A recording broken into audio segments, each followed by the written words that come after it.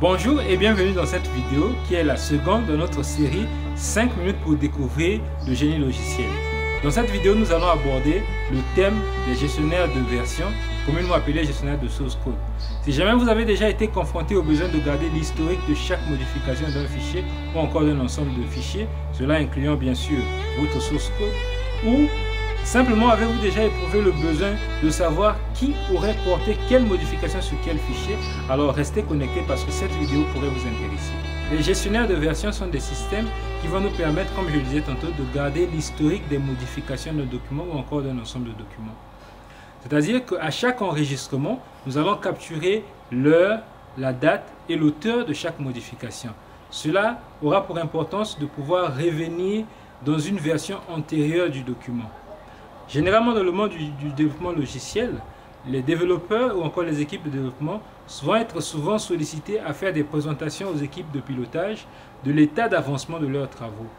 Et pour pouvoir switcher facilement de la version courante ou encore de la version en cours de développement, où ils peuvent être en train de développer une fonctionnalité qui n'est encore pas stable, à une version plus antérieure et plus stable mais assez antérieure, donc ils vont avoir besoin d'outils pour le faire aisément, et c'est justement à ça que servent les gestionnaires de version.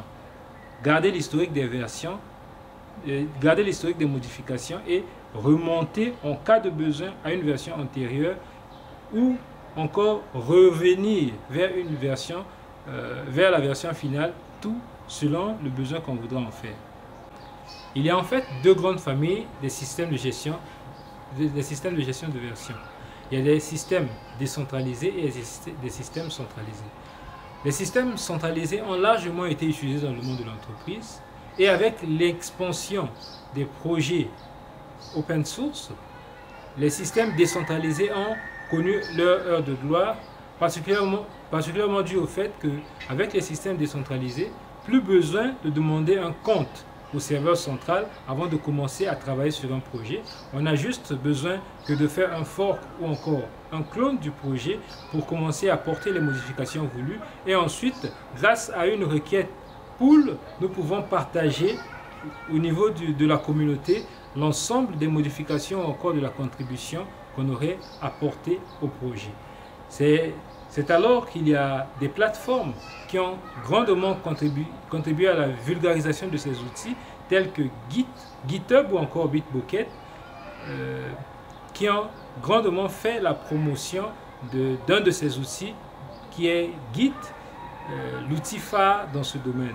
L'un des avantages notoires que nous pouvons souligner par rapport au système décentralisé, c'est le fait de pouvoir avoir en local sur son ordinateur l'ensemble du projet et y porter toutes les modifications voulues avant de rapatrier les codes au niveau du serveur central, ce qui n'est pas possible avec les serveurs décentralisés.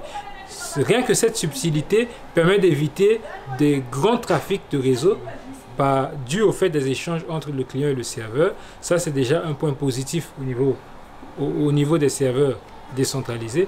Mais au niveau des serveurs centralisés, nous trouvons aussi un autre point très avantageux, c'est une très bonne gestion des fichiers binaires. Donc quand il va être question d'historiser les fichiers binaires, les serveurs centralisés sont réputés meilleurs dans ce domaine.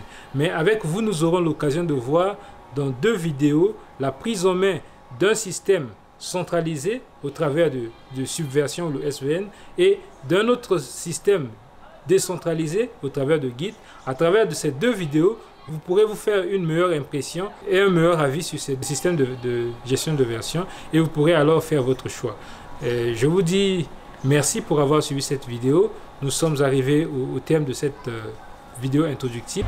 J'encourage ceux qui ne sont pas encore abonnés de le faire et de cliquer sur la cloche des notifications pour être tenus informés des nouvelles vidéos qui vont suivre.